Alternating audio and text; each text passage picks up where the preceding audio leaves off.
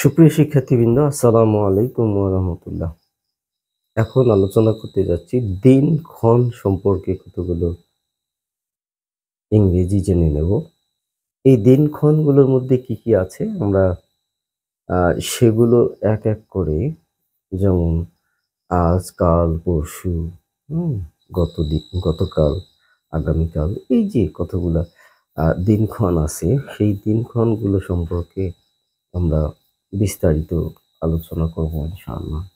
আমরা বলি না যে কালকেই আমার লাগবে, কালকেই আমি যাব, বা কালকেই তুমি আসবে। এরকম কালকেই, এই কথাগুলোতে আমরা কি ইংরেজি ব্যবহার করব? যে কালকেই, এই কথাটার ইংরেজি হচ্ছে ভেরি টুমরো। Very tomorrow. এরপরে যথাসময়ে। যথাসময়ে এটাকে যদি বোঝাতে চাই তাহলে ইন, যথাসময়ে, এই ইংরেজিটা হবে in due time. In due time. তাহলে ইন ডিউ টাইম মানে যথাসময়ে। I will do it in due time. অথবা I will attend the meeting in due time. He came here due time. এই যে ডিউ টাইম মানে যথাসময়ে, এটি বোঝানো হচ্ছে। পরশু, পরশু বলতে যে day after tomorrow.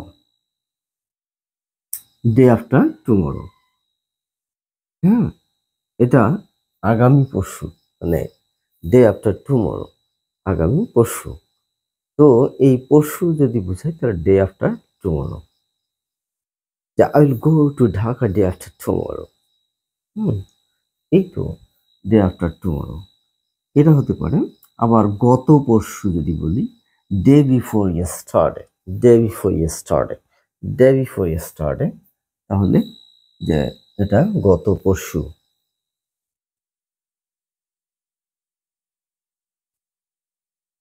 He gave me a gift day after tomorrow. He gave me a gift day after yesterday. Day after yesterday.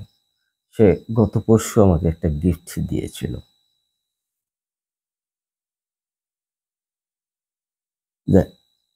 My friend's birthday was day after yesterday. যে আমার বন্ধুর জন্মদিন ছিল গত পরশুদিন, আমার বন্ধুর জন্মদিন ছিল। কোনো না কোনো দিন, কোনো না কোনো দিন, one day or other, one day or other, one day or আদার। তাহলে এই যে ডে, ওয়ান ডে অর আদার, তাহলে কোনো একদিন, যে হতে পারে যে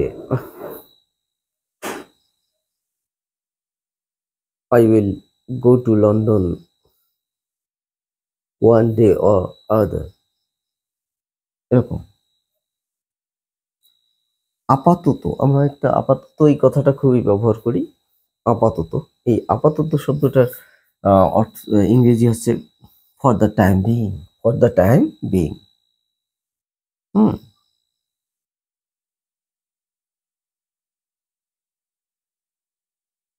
তাহলে আমরা এই কতগুলো দিনক্ষণের ইংরেজি দেখলাম। যে কালকেই, ভেরি টুমরো, যথাসময়ে, ইন ডিউ টাইম, পরশু, ডে আফটার টুমরো, গত পরশু, ডে বিফোর ইয়েস্টারডে, কোনো না কোনো দিন, day one day or other, আপাতত, from the time being, from the time being.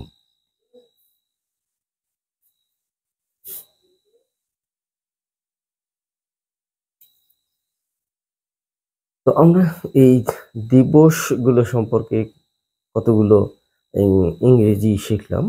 তো আগামী দিনে এরকম আরো ইংরেজি নিয়ে হাজির হব ইনশাল্লাহ। সেই পর্যন্ত সবাই ভালো থাকো, সুস্থ থাকো। আল্লাহ হাফেজ। আসসালামু আলাইকুম ওয়া রাহমাতুল্লাহ।